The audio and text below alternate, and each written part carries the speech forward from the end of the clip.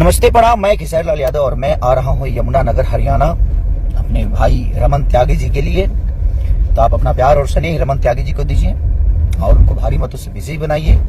और मैं उसी के लिए आ रहा हूँ ताकि आप सबका प्यार और मोहब्बत उनको अपार मिले और वो भारी मतों से विजयी बनाए, ताकि फिर से हम आप सबके बीच में आकर और फिर से अपना ऐसा ही जलवा बिखेरे।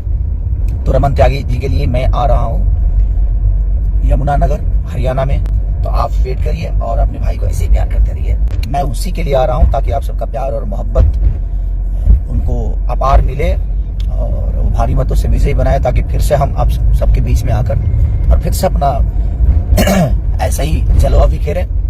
तो रमन त्यागी जी के लिए मैं आ रहा हूँ यमुनानगर हरियाणा में। रमन त्यागी जी को भारी मतों से विजयी बनाइए। Love you. तो रमन त्यागी जी के लिए मैं आ रहा हूँ यमुनानगर हरियाणा में।